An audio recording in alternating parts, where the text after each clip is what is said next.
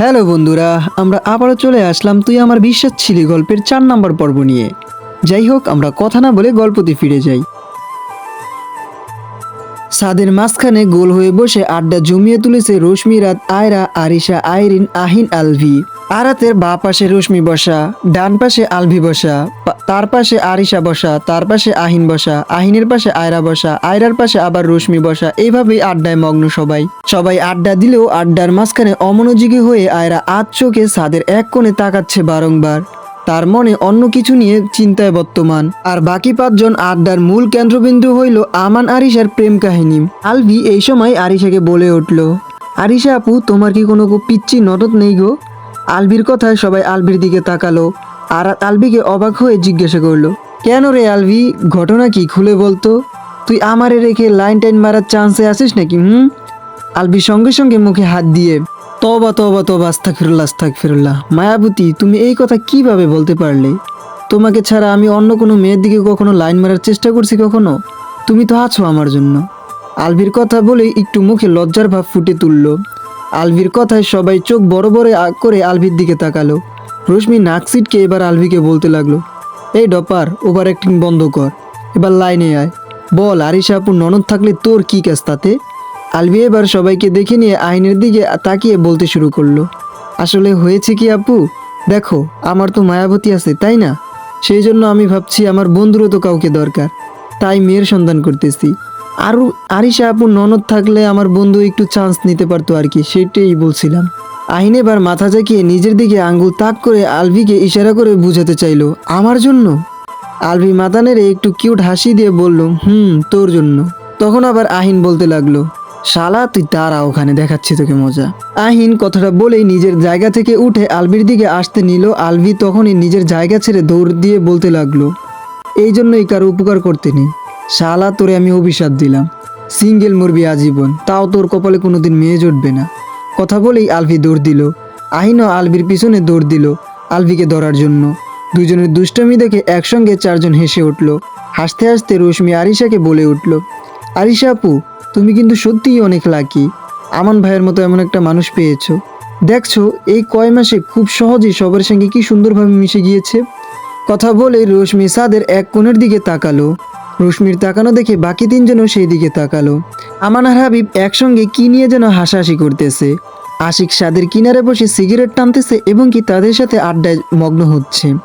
আনাস ফোনে কি যেন টাইপিং করতেছে, তার চোখে ফোনের স্ক্রিন একেবারে ভেসে উঠেছে। দূর থেকে আয়রা আনাসকে সে প্রথম থেকেই লক্ষ্য করতেছে। আয়রার মনে খুসখুস করতেছে, আনাস কার সঙ্গে এরকমভাবে মেসেজ করতেছে এটা জানার জন্য।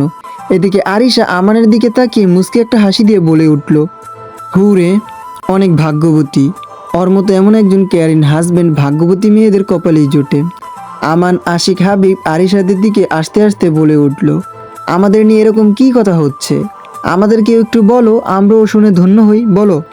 আরিশা তখন বলল, তেমন কিছু না, বসে পড়ো আমাদের সাথে, সবাই মিলে একসাথে আড্ডা দিব।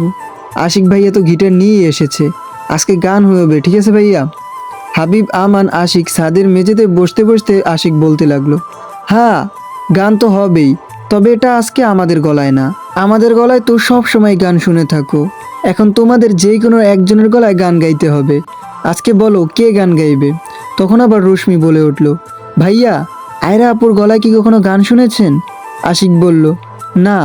তখন আবার আরাত বলল, তাহলে তো আপনারা জীবনযুদ্ধে বহুত পিছনে দেখতেছি, আজকে ওর গলায় একটা গান শুনেন, একবার শুনলে আপনাদের মনে হবে যে আয়রা আপু তো আপনাদের টিমে নেওয়া দরকার ছিল, এটা তো অনেক আগে থেকেই, হায় আফসোস, এই ভুলটা কেমনেই হয়ে গেল। আয়রা এবার রশ্মির দিকে তাকিয়ে বলতে লাগলো, আচ্ছা বোন, তুই আমাকে প্রশংসা করলি নাকি বেইজ্জতি করলি? একটু যদি খুলে বলতি তাহলে আমার বুঝতে সুবিধা হতো। আরিশা তখন আবার বলতে লাগলো, আসলেই তো আরাত, তুই আয়রার কণ্ঠ নিয়ে এভাবে বর্ণনা দিচ্ছিস, মনে হচ্ছে যে আমরা উগান্ডার পাবলিক। আরে রশ্মি, আয়রা, তোরা তো সবসময় আড্ডাতে টুকটাকি গান বলতেই থাকিস, তাহলে আজকে পুরো ক্রেডিট আমার বেচারি বোনটার উপরে কেন দিচ্ছিস? এর চেয়ে সরাসরি বললেই পারিস, তোরা 2জন আজকে গান গাবি না, আজকে আয়রাকে গান গাইতে হবে। আরিশার কথার মধ্যে রশ্মির ফোনে টুং করে একটি মেসেজের শব্দ আসলো। রশ্মি পাশ থেকে ফোনটা হাতে নিয়ে দেখে মুখে একটু মুচকি হাসি ফুটে উঠল। মেসেজে এসেছে, হাই রশ্মি রানী। রশ্মি রিপ্লাই দিয়েছে, হু আর ইউ। তখন আবার ওপাশ থেকে আবার মেসেজ আসছে, I am fine and you? তখন আবার রশ্মি বলল, আই এম গুড। তখন আবার সে জিজ্ঞাসা করলো, কি করতেছো? রশ্মি বলল, ছাদে বসে সবার সাথে আড্ডা দিচ্ছিলাম। তখন আবার ওপাশের লোকটি বলল, ওকে, ফ্রি হয়ে আমাকে মেসেজ দিও, আমি তোমার জন্য অপেক্ষায় রইলাম। আরাত রশ্মির মুখে মুচকে হাসি দেখে তার দিকে তাকিয়ে কিছু একটা ভাবলো। রশ্মির কাঁধে হালকা একটা ধাক্কা দিল। রশ্মির ফোনটা হাত থেকে নিয়ে আরাত তাই সেই দিকে তাকিয়ে আবার রশ্মির দিকে তাকিয়ে ভুরু নাচালো। সঙ্গে সঙ্গে রশ্মির মুখে একটু লজ্জা মিশ্রিত হাসি ফুটে উঠল। আরিশা এদের দুইজনের ভুরু কুচকে তাকাতে দেখে আবার দুইজনের দিকে তাকিয়ে বলতে লাগলো, তোরা দুইজন কি নিয়ে এরকম মুচকি মুচকি হাসতেছিস? তখন আবার আরাত বলল, কিছু না আপু। কথাটা বলেই রশ্মি একবার সবার দিকে দেখে নিল, ফোনটা সাইলেন্ট করে পাশে রেখে দিল। তখন আবার আমান আরিশাকে বলে উঠল, বাদ দাও তো বউ, আজকে আমার শালিকার গলায় একটা গান হয়ে যাক তাহলে। শালিকা, আমার জন্য একটা গান শুরু করো তো, আমি খুব এক্সাইটেড আছি তোমার গলায় গান শোনার জন্য। আমান কথাটা বলেই মাথা ঘুরিয়ে একবার আনাসকে ডাক দিল, এই শালা বাবু, এদিকে আসো, আমাদের আড্ডায় সামিল হও। আসো আসো, আমাদের শালিকার গলায় গান শুনে যাও। আর যদি আমাদের সাথে জয়েন না হও তাহলে কিন্তু অনেকটা মিস করে ফেলবে। আনাস ফোনের স্ক্রিন থেকে চোখ উঠালো, সবার দিকে একবার তাকালো। আশিক এবার শয়তানি একটা হাসি দিয়ে আনাসকে ডেকে বলল, এই আনাস, এদিকে আয়, আয়রার গলায় আজকে গান শুনবো, তাড়াতাড়ি আয়, নয়তো পুরো কণ্ঠটাই মিস করবি। কথাটা বলেই আশিক হাবিব দুইজনের হাতে হাই দিয়ে তালি দিল। আশিকের কথায় আয়রা মুখে একটু লজ্জা লজ্জা ভাব ফুটে উঠেছিল। আনাস আশিকের কথায় একবার আয়রার দিকে তাকালো, তাকাতেই দুইজন চোখাচোখি হইল। আয়রার লজ্জার মুখটি নিচের দিকে করে নিল। আনাস এবার আয়রার লজ্জা পাওয়া মুখের দিকে তাকিয়ে একটু বিরক্তি ফুটে উঠল। বিরক্ত হয়ে আবার ফোনের স্ক্রিনের দিকে চোখ নিবদ্ধ করে বলে উঠল, নো ইন্টারেস্ট। আনাসের এমন কথায় আয়রার চোখ ভরা পানির সঙ্গে নিয়ে নিজের মাথাটা উপরে তুলে আনাসের দিকে তাকালো। আরিশা আয়রার মনের অবস্থা বুঝতে পেরে বোনের হাতের উপর হাত রেখে হাত রাখলো। হাবিব আশিক আনাসের কথায় আয়রার দিকে মন খারাপ নিয়ে তাকালো একবার। তখনই স্বাভাবিকভাবে আমান বলে উঠল, এই আশিক, শুরু করো তো, গিটারটা কই তোমার? ওই গিটারটা নিয়ে এখনই শুরু করো। আশিক মন খারাপ করে গিটারে টুংটাং শব্দ তুললে দেয়, আয়রা আবার গান শুরু করলো। আনাস এবার ফোনের স্ক্রিনে চোখ রেখে কান খাড়া করলো। আয়রা আনাসের দিকে তাকিয়ে গান গাইতেছে। আয়রার গান শুনে আনাস এবার অবাক হয়ে সরাসরি চোখ তুলে তাকালো আয়রার মুখের উপরে। আয়রা আনাসের চোখে চোখ রেখে গান গাইতেছে। আয়রা আনাসের চোখের দিকে তাকিয়ে থাকতে পারতেছে না, চোখের পানি গড়িয়ে গাল গড়িয়ে নিচে পড়লো। লাইনটা শেষ না করে ছাদ থেকে দৌড়ে নিচে নেমে গেল। সঙ্গে সঙ্গে আশিক গিটারটা ছাদের মেঝেতে রেখে দিল। হই হুল্লোড় ছাদটা নিমিষে নিস্তব্ধ পরিবেশে ঘিরে গেল। সবাই কেমন যেন চুপচাপ হয়ে নীরবতা পালন করতেছে। আশিক আনাসের দিকে তাকিয়ে দেখলো আনাস তখনও আয়রার দৌড়ে চলে যাওয়ার দিকে তাকিয়ে আছে। সঙ্গে সঙ্গে আশিক মুখে তাচ্ছিল্য হাসি ফুটে উঠল। আরাত নিজের ভাইয়ের উপরে অসন্তুষ্ট হয়ে তাকিয়ে রয়েছে। আরিশা কিছুটা মন খারাপের রাগ রাগ ভাব নিয়ে রয়েছে।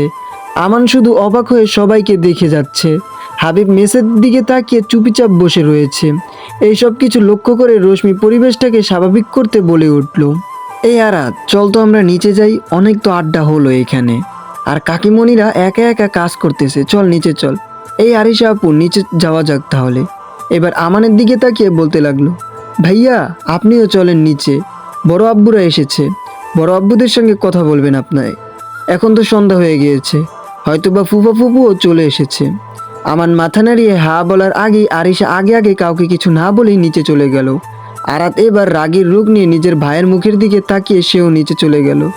ওদের পিছনে পিছনে আমানও চলে গেল। রশ্মি একবার হাবিব আর আশিকের দিকে তাকিয়ে চোখের ইশারা করে এদিকটা সামলাতে বলল। তারপরে সেও নিচে চলে গেল। তখনও আনাস সিঁড়ির দিকে তাকিয়ে রয়েছে। এইবার হাবিব মেঝে থেকে উঠে আনাসের দিকে এগিয়ে গিয়ে বলে উঠল, এইভাবে না বললেও পারতি, মেয়েটা তো কষ্ট পাইছে। আনাস দরজার থেকে চোখ ঘুরিয়ে একবার হাবিবের দিকে তাকালো এবং স্বাভাবিকের ন্যায় বলতে লাগলো, তো কি করব আমি? হাবিব এবার বলল, বুঝে অবুঝের মতো বলছিস কেন? মেয়েটার চোখের ভাষা কি তুই বুঝতে পারিস না, নাকি ইচ্ছা করেই বুঝতে চাচ্ছিস না? যেখানে আমরা বাদ, তোর ছোট বোনটাও মেয়েটার চোখের ভাষা বুঝতে পারতেছে, তার দুর্বলা বুঝতে পারতেছে, আর তুই এই অবুঝের মতো রয়ে গিয়েছিস, তাই না? একটু রাগ নিয়ে এই কথাগুলো বলে উঠল হাবিব। আনাস হাবিবের কথাতে বিরক্তি নিয়ে আবার বলতে লাগলো, তোরও তো দেখছি আবেগে গা ভাসাচ্ছিস।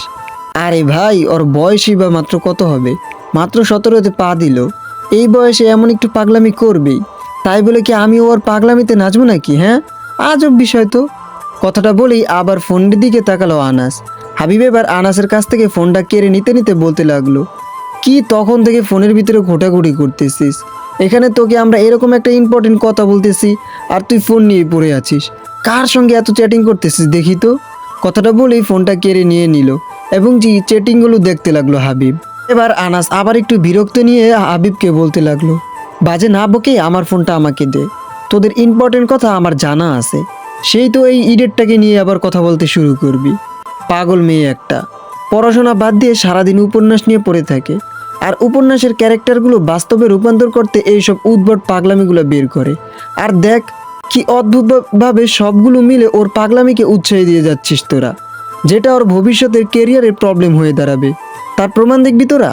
এই যে দেখ, কিছুক্ষণ আগে চোখ ভরা পানি নিয়ে ও নিচে নেমে গেল, দেখবি 30 মিনিট যাইতে না যাইতেই আবার তার আবেগ যেন কোথায় হারিয়ে গেল। সে আবেগকে খুঁজতে পাওয়ার জন্য আবার আমার পিছন পিছনে সে উদ্ভট পাগলামি শুরু হবে। বিরক্তি ভাব নিয়ে আনাস কথাগুলো শেষ করতেই আশিক ছাদের থেকে উঠে আসতে আসতে রাগী গলায় বলতে লাগলো, হ্যাঁ সেই জন্য তো তুই মেয়েটাকে এতটা অবহেলা করতেছিস। আনাস আশিকের দিকে তাকিয়ে বলতে লাগলো, মানে কি বলতে চাচ্ছিস তুই? আশিক তার ছেলের হাসি দিয়ে বলে উঠল, মানে বুঝতে পারছিস না? একটা মেয়ে তোকে ভালোবাসে, এটাকে তুই আবেগ বলে উড়িয়ে দিচ্ছিস। বাহ বাহ, কি লজিক তোর। কি বলতো আনাস, একদিন দেখবি কি এই আবেগগুলি তোর অবহেলার কারণে কুড়ে কুড়ে খাচ্ছে তোকে। এই পাগল আয়রার পাগলামি দেখার জন্য তুই ছটফট করবি, দম বন্ধ হয়ে আসবে তোর। তখন তোর সব কিছু সাধ্যের বাইরে চলে যাবে। তখন এখন যাকে তুই অল্প বয়স বলে দূরে ঠেলে দিচ্ছিস, তখন নিজে কাছে পাওয়ার জন্য মরিয়া হয়ে উঠবি। কিন্তু আফসোস, সেই দিন তোর সব কিছু সাধ্যের বাইরে চলে যাবে, কোনো কিছুই তোর সাধ্যের ভিতরে থাকবে না, তোর কোনো অপশন থাকবে না, সব অপশন তোর বন্ধ হয়ে যাবে। আনাস আশিকের দিকে চেয়ে রয়েছে। আশিক একটু দম ফেলে আবার নরম গলায় পুনরায় বলতে শুরু করলো, তুই শুধু মেয়েটার পাগলামি দেখলি, কখনো পাগলামির আড়ালে মেয়েটাকে খেয়াল করেছিস, তাকে বোঝার চেষ্টা করেছিস? তুই তো ভাগ্যবান রে ভাই, মেয়েটা শুধুমাত্র তোর জন্য পাগলামি করে। কই আর কারোর জন্য তো আর পাগলামি দেখি না। আরে ভাই, উপন্যাস জগতের মেয়েরা এক পুরুষে আসক্ত হয়। তাদের চাহিদা শুধুমাত্র তাদের সদক্ষের পুরুষ যত্নশীল হবে, তাদেরকে ভালোবাসবে, আগলে রাখবে, অবহেলা করবে না। কি বলতো, ওরা যেমন শখের পুরুষের জন্য পাগলামি করতে জানে, তেমনি শখের পুরুষের অবহেলা ও অভিমান করে দূরেও থাকতে জানে। তুই তো বললি কিছুক্ষণ পর আবার আবেগকে দূরে ফেলে দিয়ে তোর পিছনে পিছনে ঘুরবে, তাই না? হ্যাঁ, ঘুরবেই, তোকে মানানোর চেষ্টা করবে, তোকে ভালোবাসা পাওয়ার চেষ্টা করবে। ওরা খুব করে ভালোবাসার জন্য নিজেকে শ্রেষ্ঠ প্রমাণ করে, কিন্তু যতক্ষণ পর্যন্ত ওদের সম্মানের দাগ না লাগে ততক্ষণ পর্যন্ত নিজেকে আটকাবে না। শখের পুরুষের কাছে শ্রেষ্ঠ হয়ে পড়ে থাকতে রাজি আছে। দিন শেষে দেখবি ওরা অবহেলা পেতে পেতে অভিমানে হারিয়ে যায়। একবার তাদেরকে হারিয়ে ফেললে ফিরে পাওয়া খুব কঠিন। সহজে পাওয়া ভালোবাসা সবসময় আগলে রাখতে হয়, না হয়তো সারা জীবনের জন্য হারিয়ে ফেলবি তুই।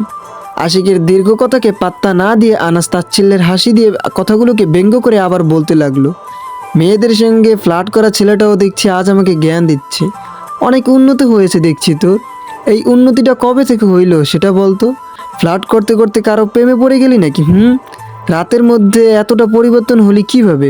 আর পরিবর্তন হয়েছে সেটা তো খুব ভালো, এইভাবে পরিবর্তন হয়ে থাক। কথাগুলো বলতে বলতে হাবিবের থেকে নিজের ফোনটা কেড়ে নিল আনাস আর বলতে লাগলো, কি পাইলি ফোনের ভিতরে? হাবিব তখন বলল, কি আর পাইবো, তোদের দুই ভাইয়ের বিজনেসের কথোপকথন ছাড়া। বেচারা মাঝখানে ফাইসা গেল আদিল। আচ্ছা, তোরা দুই ভাই কি মানুষের কাতারে পড়স? না, আমাকে একটু খুলে বলতো, তোরা দুইজন তো মানুষ তাই না? তাহলে তোদেরকে কাউকে ভালোবাসতে প্রবলেম কি? তোদের মন বলতে কি আসলে কিছু আছে? তোকে আর কি বলবো, তোর আইডল তো আবার তারতিব তালুকদার, শালার জিন্দেগি বেকার। হে আল্লাহ, আমার কপালে কি খুঁজে খুঁজে এরকম তাসসিরা বন্ধুদেরকে হিসাব করে লিখে রেখেছো? এটাই কি তোমার লেখা ছিল? হাবিবের এরকম কথাগুলো শোনার পরে এবার আবার আনাস বলতে লাগলো, শেষ হয়েছে তোদের বকবক? ভাই আমি বুঝে পাই না, তোরা ছেলে হয়ে এতটা বকবক কিভাবে করিস? চল নিচে যাওয়া যাক এবার। কথাটা বলেই ছাদের দরজার দিকে হাঁটা ধরলো আনাস। আনাসের কথা এবার আশিক ছাদের মেঝের থেকে নিজের গিটারটা তুলে নিয়ে সামনে এগোতে এগোতে উত্তর করলো, আজকে আমার কথাদেরকে বকবক মনে হচ্ছে, কিন্তু দেখবি একদিন এমন দিন আসবে মেয়েদের সঙ্গে ফ্লার্ট করা ছেলেটার কথা আল্লাহ কবুল করে নিয়েছে। 3 জন ছাদ থেকে সিঁড়ি দিয়ে নামতে নামতে আনাস পুনরায় বলে উঠল, প্রেম ভালোবাসা তোদের কাজ। ভালোবাসা ঠিক এই আরিয়ান তালুকদার আনাসের সঙ্গে যায় না। বুঝতে পারছিস কথাটা? আমি কাউকে বলি নাই আমাকে ভালোবাসতে। যে আমাকে চাইবে তার আমার অবহেলা সহ্য করার ক্ষমতা থাকতে হবে। বুঝতে পারছিস? সেই কারণেই বলতেছি, গল্পটা আজকের জন্য এতটুকু পর্যন্তই সমাপ্তি। আবার দেখা হবে আগামী পর্ব নিয়ে। এতক্ষণ পর্যন্ত আপনারা ভালো থাকবেন, সুস্থ থাকবেন। ফি আমানিল্লাহ।